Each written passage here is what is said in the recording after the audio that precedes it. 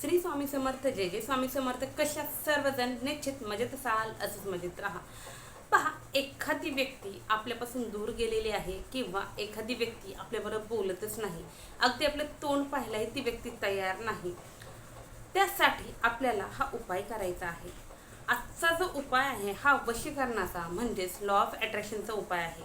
आणि आपल्या सर्वांना माहिती आहे लॉ ऑफ अट्रॅक्शनचे उपाय कधीच खाली हात जात नाहीत. वशीकरण किंवा लॉ ऑफ अट्रॅक्शन म्हणजेच मोहित करणं किंवा एखाद्याला आपल्याकडे स्वतःकडे आकर्षित करणं.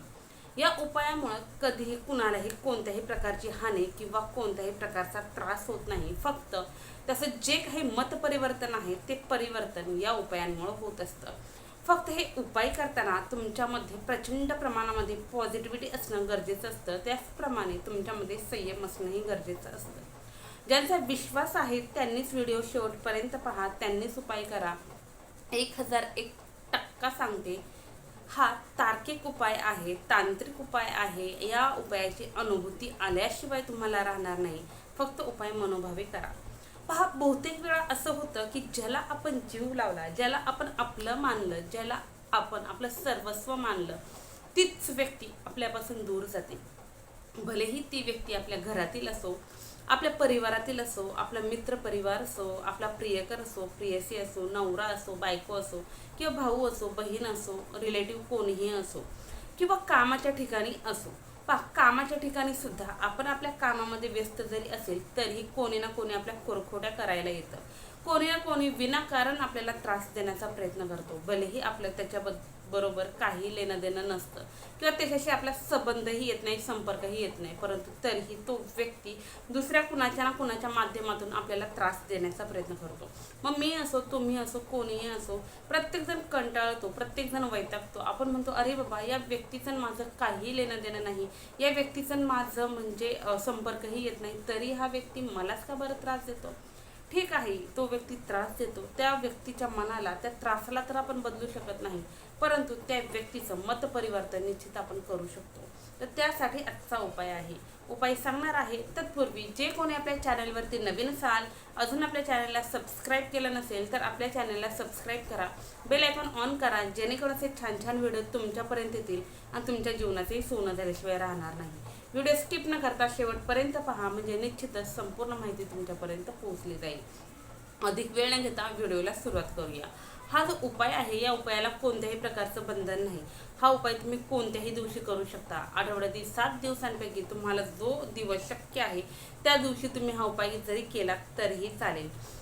या उपायासाठी साहित्य काय लागणार, तर या उपायासाठी तुम्हाला साहित्य लागणार आहे तमालपत्र. आता तमालपत्राला काही ठिकाणी तेजपत्ता असंही म्हटलं जातं.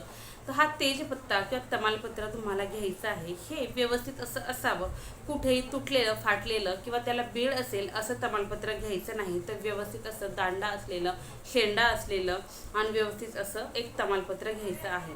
त्यानंतर तुम्हाला येथे लागणार आहे एक गुलाब अत्तर. गुलाब अत्तर सर्वांना माहिती आहे, 5,000 रुपयाला बॉटल भेटते. तर ही गुलाब अत्तरची एक बाटली तुम्हाला या उपायासाठी लागणार आहे. त्यानंतर छोटासा एक लाल रंगाचा कपडा तुम्हाला या उपायासाठी घ्यायचा आहे. त्यानंतर काळा पेन सोडून इतर कोणत्याही शाईचा पेन जरी घेतला तरीही चालेल. तुम्ही हिरवा घ्या, निळा घ्या, गुलाबी घ्या, केसरी घ्या, कोणताही घ्या, तुम्हाला जो शक्य आहे तो तुम्ही पेन घ्या. फक्त काळ्या रंगाचा पेन घ्यायचा नाही. हे सर्व साहित्य घ्यायचं. घरी आलं की एका प्लेटमध्ये वगैरे सर्व साहित्य ठेवायचं. स्वच्छ हातपाय वगैरे धुवायचे. आदल्या दिवशी शक्यतो साहित्य आणणं शक्य आहे तर आदल्या दिवशीच आणून ठेवा, म्हणजे दुसऱ्या दिवशी तुम्ही सकाळी उठलात, व्यवस्थित आंघोळ वगैरे केली की त्यानंतर लगेच तुम्ही उपाय करू शकता. सकाळ सकाळ उपाय केला तर अतिशय उत्तम.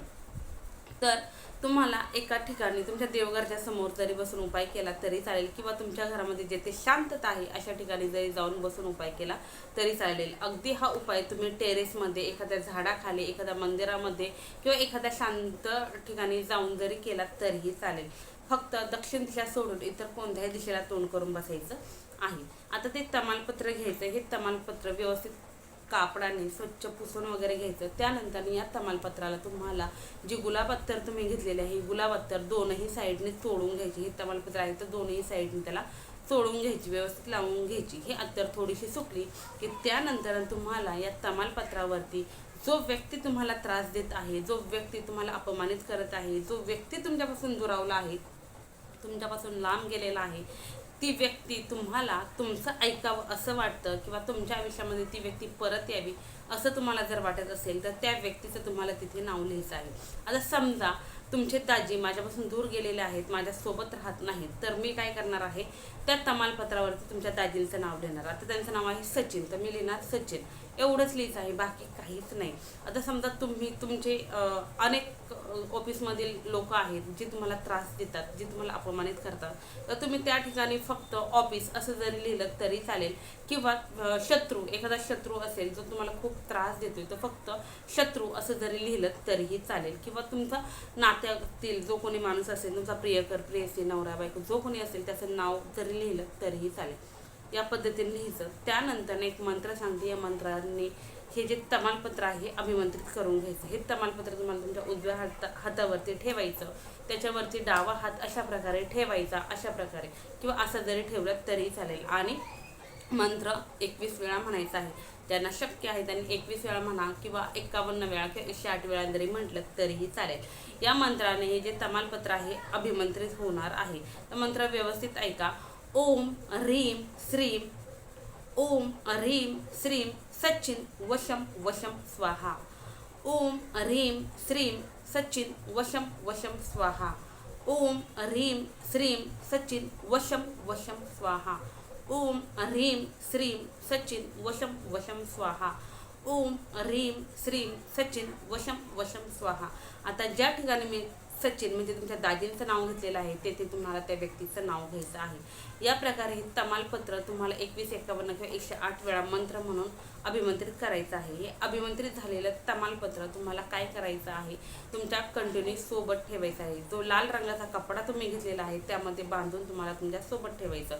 जे माझे भाऊ आहेत, ज्या माझ्या बहिणी आहेत, त्यांनी त्यांच्या पदराला किंवा ट्रॅक पॅन्टच्या खिशामध्ये किंवा पर्समध्ये, पॉकेटमध्ये ठेवलं तरीही चालेल. जे भाऊ आहेत त्यांनी त्यांच्या सॅगमध्ये, पॅन्टमध्ये किंवा शर्टच्या खिशामध्ये जरी ठेवलं तरी चालेल. ज्यावेळेस तुम्ही त्या व्यक्तीवर बोलण्यासाठी जाणार आहात किंवा त्या व्यक्तीला भेटण्यासाठी जाणार आहात त्यावेळेस तुम्हाला हे तमालपत्र त्यातून काढायचं आहे. तुम्ही समजा सँडल वापरताय किंवा शूज वगैरे वापरताय, तर त्या शूजमध्ये जो तुमचा डावा पाय आहे, डाव्या पायाच्या शूजमध्ये तुम्हाला हे तमालपत्र आतल्या बाजूला ठेवायचं आहे. आता समजा सँडल वापरताय तर सँडलमधून ते पडण्याची शक्यता आहे, तर थोडीशी व्यवस्थित काळजी घ्या. तुम्ही त्या ठिकाणी पोहोचलात, ज्या ठिकाणी तुम्हाला जायचं आहे, ज्या ठिकाणी तुमची भेट आहे किंवा ज्या ठिकाणी तुम्हाला बोलवलेलं आहे त्या ठिकाणी गेलात, तुम्हाला माहिती आहे उभं राहणार आहात, तर त्यावेळेस तुम्हाला त्या कपड्यातून काढायचं आणि त्या चप्पलमध्ये किंवा त्या दिवशी शूजच वापरा, शूजमधून पडणार नाही. तर शूजमध्ये डाव्या पायाच्या खाली, डाव्या पायाच्या तळाला तुम्हाला हे तमालपत्र ठेवायचं आहे. बूट आहे, बूटच्या आतमध्ये आणि आपल्या पायाच्या खाली, हा पाय आहे पायाच्या खाली, हे आतला सोल आहे, सोलला अशा प्रकारे पाय त्याच्यावरती ठेवून तुम्हाला त्या व्यक्तीवर बोलायचं आहे. जे काही तुमचं आहे पहा, आपण बोलायला जातोय, आपल्याला तो व्यक्ती हवा आहे आपल्या जीवनामध्ये, तर निश्चित आपल्याला चांगलंच बोलायचं आहे. त्या व्यक्तीने शिव्या जरी दिला, तो व्यक्ती वाईट जरी बोलला तरीही आपल्याला उलट उत्तर न देता चांगलंच बोलण्याचा प्रयत्न करायचा आहे. भलेही तो 1 मिनिटं बोलू द्या, 1.5 मिनिटं, 2 मिनिटं, 10 मिनिटं बोलू द्या, काही हरकत नाही. जेवढं केवढं बोलणं होईल तेवढंच बोलायचं आणि त्यातून थेट घरी यायचं. अशा पद्धतीने घरी आलात हे तमालपत्र पुन्हा त्या शूजमधून काढायचं. तुझा कपडा तुम्ही घेतलेला आहे त्या कपड्यामध्ये ठेवायचा आणि हे उंच जिथे तुमचा हात लागणार नाही अशा ठिकाणी तुम्हाला ही पोटली ठेवून द्यायची आहे. ज्यावेळेस तुम्ही दुसऱ्या वेळेस त्या व्यक्तीला भेटायला जाणार आहात, बोलणार आहात किंवा तुम्ही समजा घरातच बसून कॉलवरती बोलणार आहात, तर त्यावेळेस काय करायचं, समजा आता मी बसली आहे, एकाच ठिकाणी बसून आपण बोलणार आहोत, तर त्यावेळेस तुम्हाला तुमच्या डाव्या पायाखाली, डाव्या पायाच्या तळव्याखाली हे तमालपत्र ठेवायचं, त्याच्यावरती पाय ठेवायचा, नंतर त्या व्यक्तीबरोबर फोनवर का होईनी बोलायचं आहे. अशा पद्धतीने तुम्हाला हा उपाय करायचा आहे.